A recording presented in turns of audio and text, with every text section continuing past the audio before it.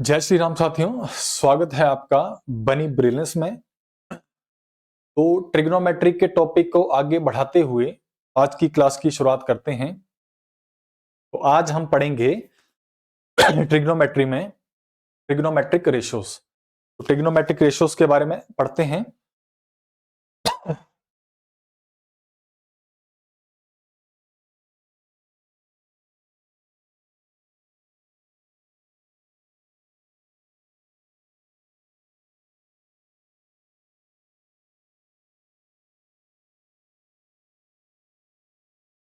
Trigonometry ratio trigonometric ratio क्या होती हैं हम आज पढ़ेंगे। तो ट्रिग्नोमेट्रिक रेशियो के जैसे कि मैंने पिछली क्लासों में आपको एक ट्रिग्नोमेट्रिक फंक्शंस की एक पोजीशन बताई थी। पहले वो पोजीशन लिख लेते हैं यहाँ पे। सबसे पहले साइन थीटा, फिर आएगा कॉस, फिर आएगा टेन, फिर आएगा यहाँ पे कॉसिकेंट, फिर आएगा सीकेंट, फिर आएगा यहाँ पे कॉट, फिर आएगा कॉट।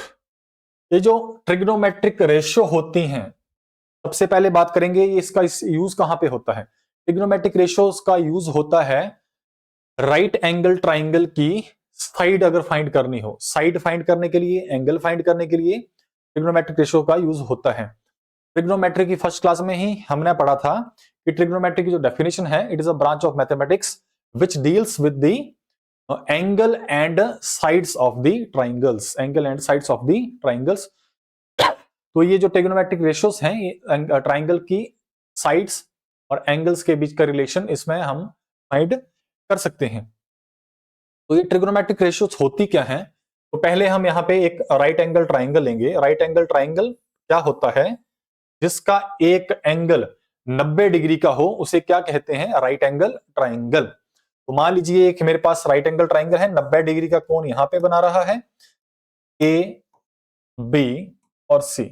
ए बी सी एक मेरे पास एक ट्राइंगल है। Right angle at B, right angle at B का मतलब बी पे ये 90 डिग्री का कोण बना रहा है। तो इस ये जो ट्राइंगल है, ट्रिग्नोमेट्रिक रेशियो यूज होती है इस ट्राइंगल की एंगल फाइंड करने के लिए और साइड फाइंड करने के लिए। तो सबसे पहले हम यहां पे देखेंगे, ये ट्रिग्नोमेट्रिक फंक्शन की पोजीशन आपको सामने लिखी हुई है।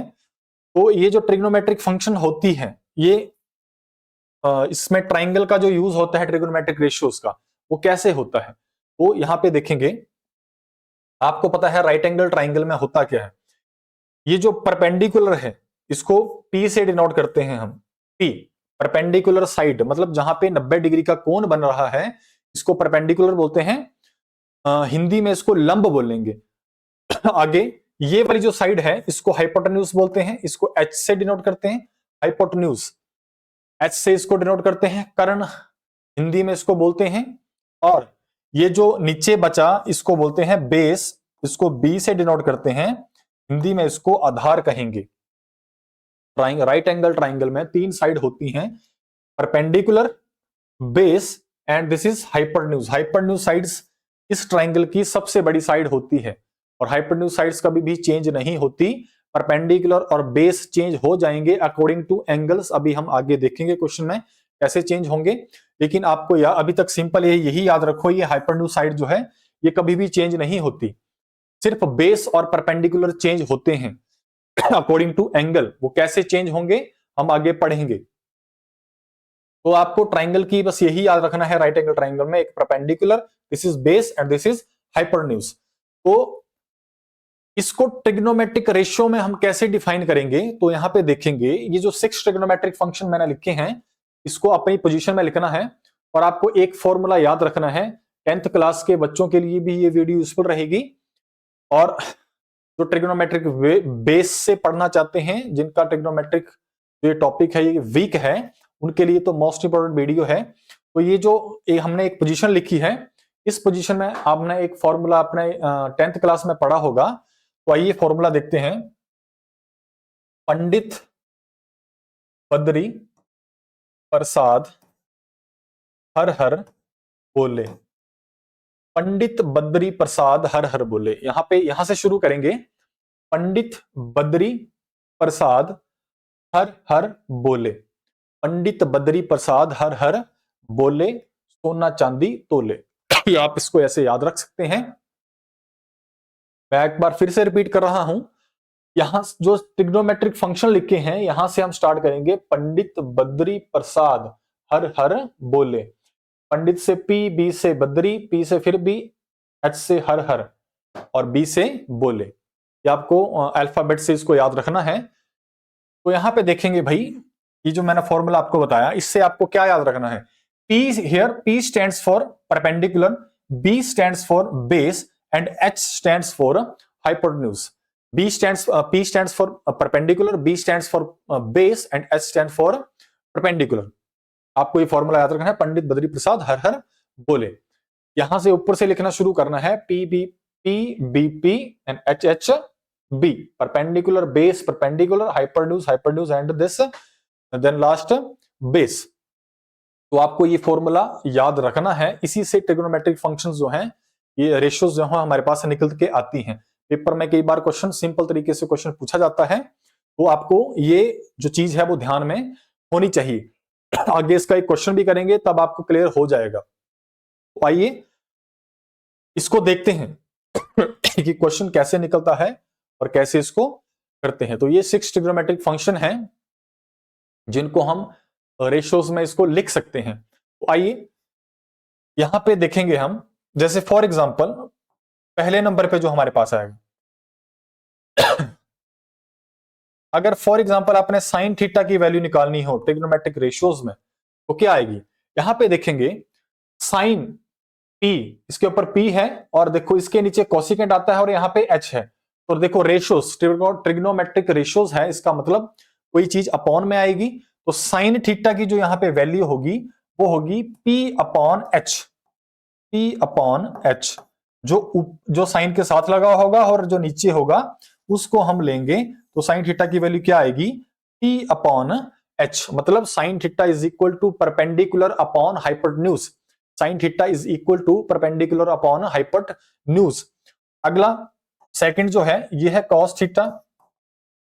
कॉस थीटा के केस में यहां पे देखेंगे ऊपर b है नीचे h है, तो cos theta is equal to क्या आएगा, b अपॉन h।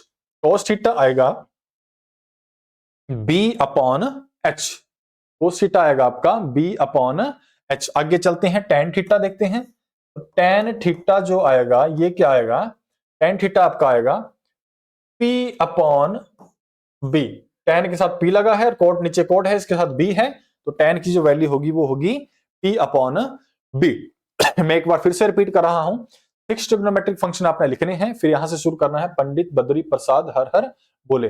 और पहला ट्रिग्नोमेट्रिक फंक्शन, इसकी रेशियो क्या होगी, जैसे साइन थीटा है तो इसकी रेशियो होगी P, इसके साथ P है और नीचे H है, तो ये आएगा P अपॉन H। कॉस के साथ B अपॉन H आएगा, tan आएगा P अपॉन B, इसके ऊपर P है और नीचे B है। तो ये आपको सिंपल तरीके से याद रखना है। अब बात बची जो नीचे है, इसका क्या करें हम। ये जो नीचे हैं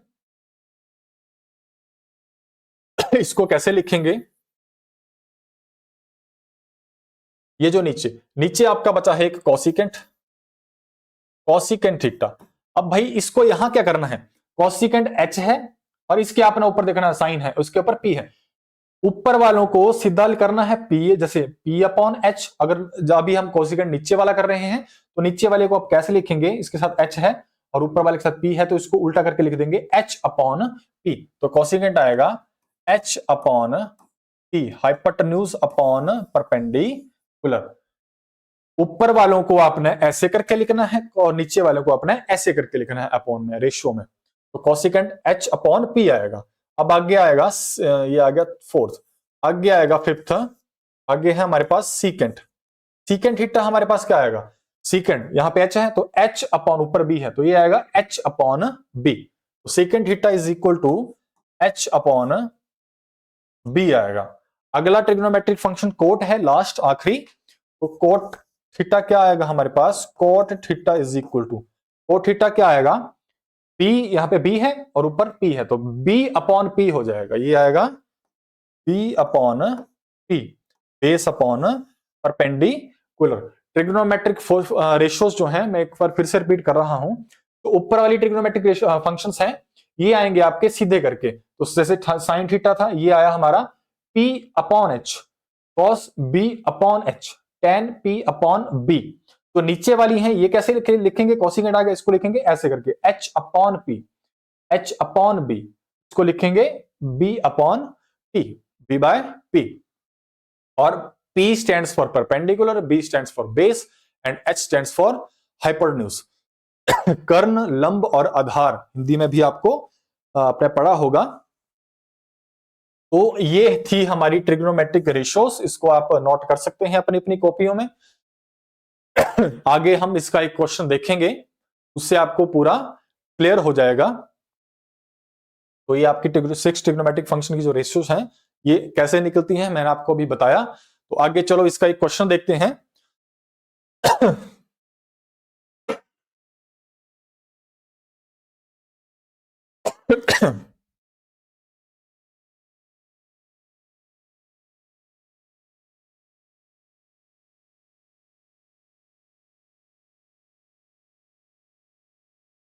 ये आपका क्वेश्चन है, यहां पे क्वेश्चन है हमारे पास, in triangle ABC right angle at B. Question ध्यान से पढ़ेंगे। In triangle ABC right angle at B, AB is equal to 24 centimetre, BC is equal to 7 centimetre, and हमारे से पूछा क्या गया है, then find the value of tan C and tan A। Then find the value of tan C and tan A। Question मैं एक बार फिर से रिपीट कर रहा हूं। In triangle ABC right angle at B, AB is equal to 24 centimeter, BC is equal to 7 centimeter, then find the value of tan C and tan A। ये question हमसे पूछा गया है, हमने यहाँ पे tan C की वैल्यू निकालनी है और tan A की वैल्यू निकालनी है। और ये जो क्वेश्चन है ये ट्रिग्नोमेट्रिक रेशियो से संबंधित है, ट्रिग्नोमेट्रिक रेशियो से ही निकलेगा ये। ऑप्शन आपके दे रखे हैं, पहला ऑप्शन है 12/7, 24/7, 20/7 एंड 7/24। चारों में से कोई एक करेक्ट आंसर है इसका tan C का। tan A का आंसर यहाँ पे नहीं है, tan A का आंसर भी यहाँ पे होगा। तो दो क्वेश्चन पूछे गए हैं यहाँ पे, तो चलो देखते हैं tan C और tan A का आंसर क्या आता है। तो सबसे पहले हम डायग्राम बनाएंगे इसका। देखो क्वेश्चन ध्यान से पढ़ना है। क्वेश्चन है in triangle ABC, in triangle ABC, in triangle ABC हमारे पास एक ट्राइंगल दिया गया है।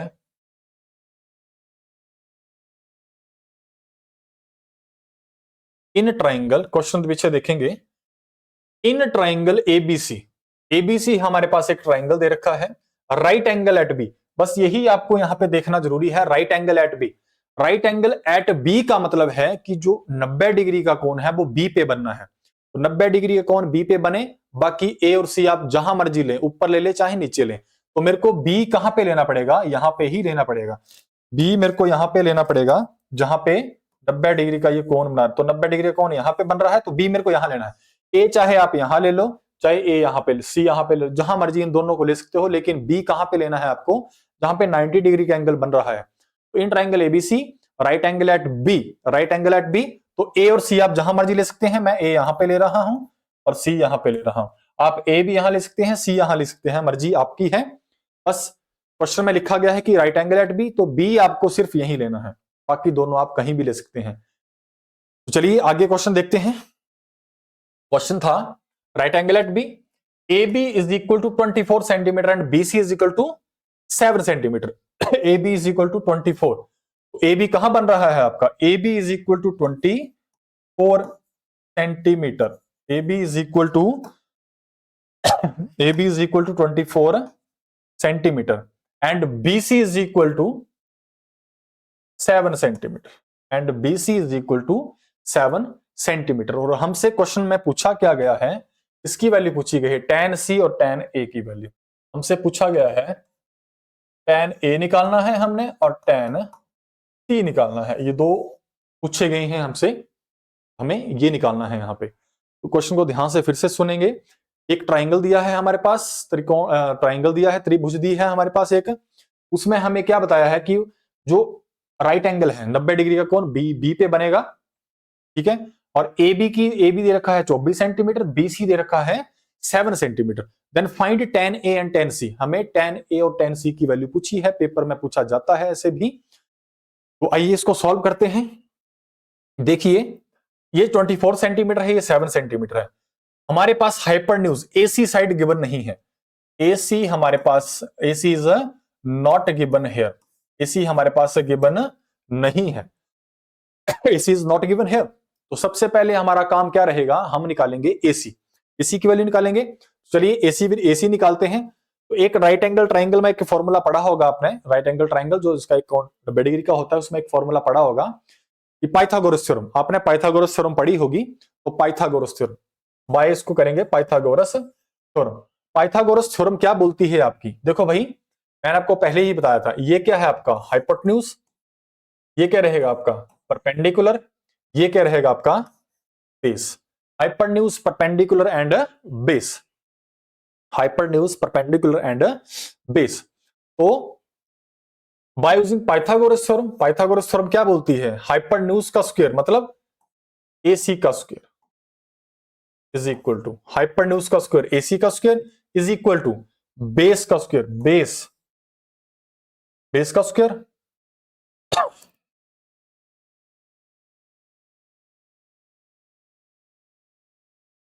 AB का स्क्वायर प्लस परपेंडिकुलर का स्क्वायर BC का स्क्वायर। ये आप यहां पे देखेंगे हाइपर, जो पाइथागोरस थ्योरम में ये क्या होती है, हाइपोटेन्यूज का square is equal to base square plus perpendicular square.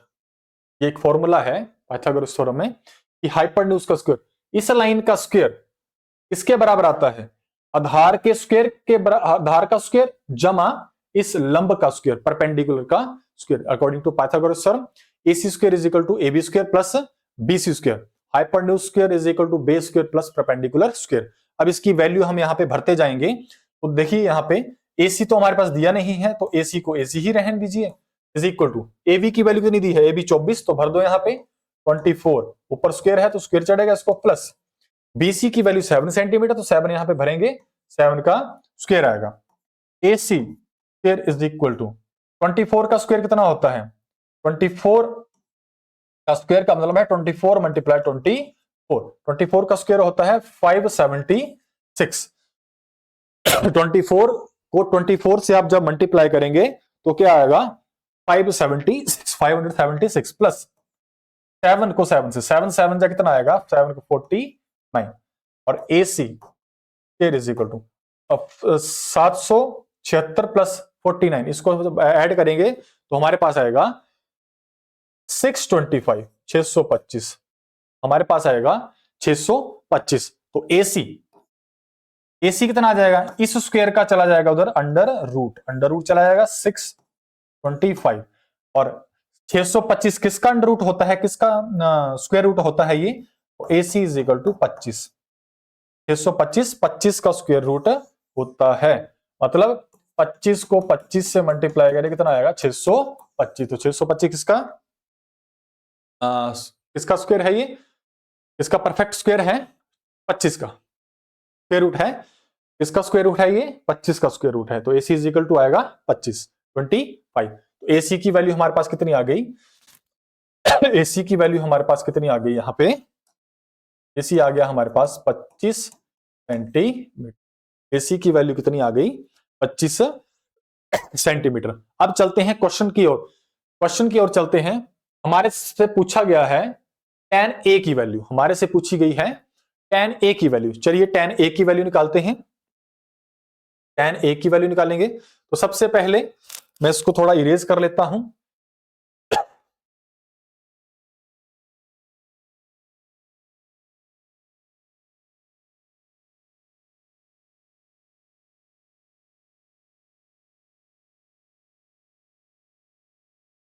ये पोर्शन हमारा कंप्लीट हो गया है, इसीलिए मैं इसको इरेज कर रहा हूं।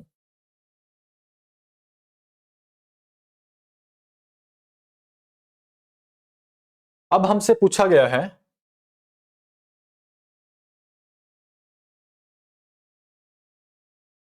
अब हमसे पूछा गया है tan a की वैल्यू।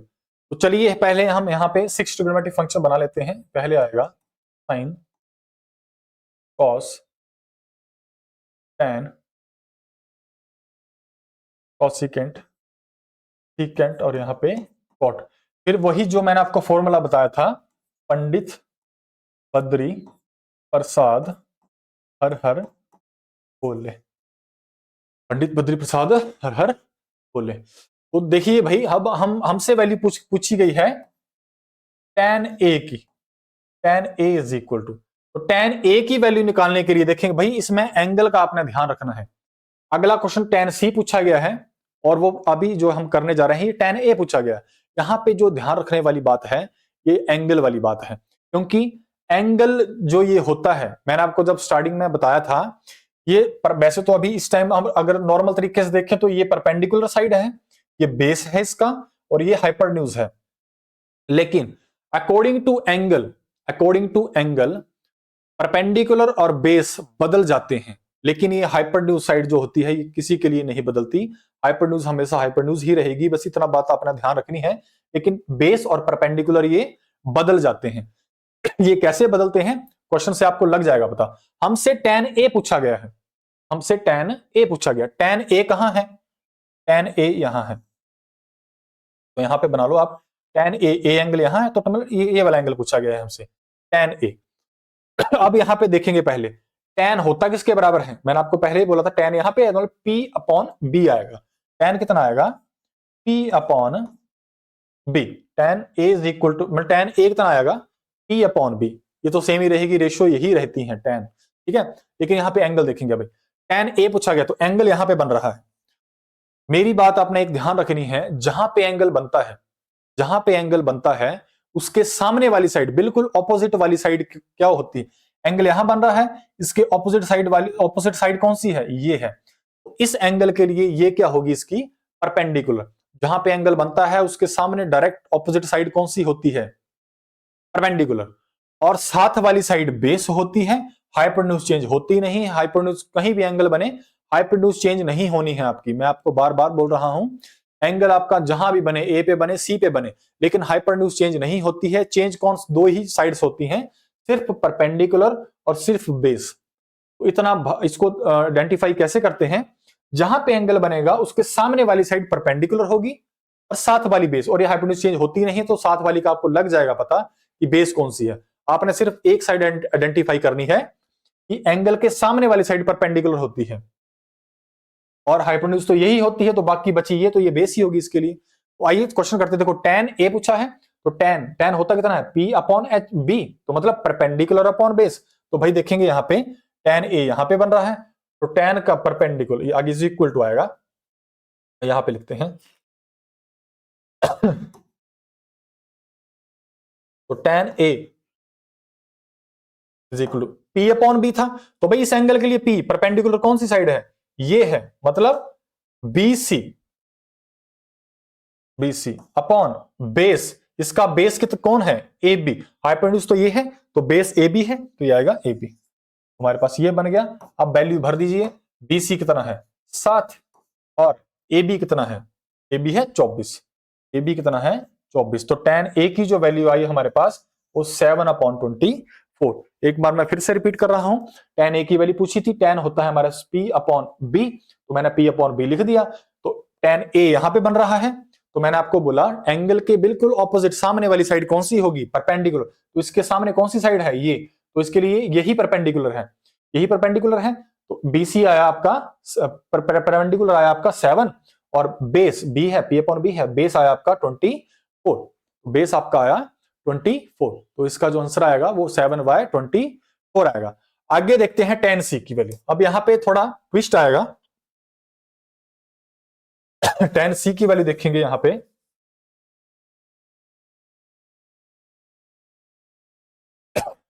tan C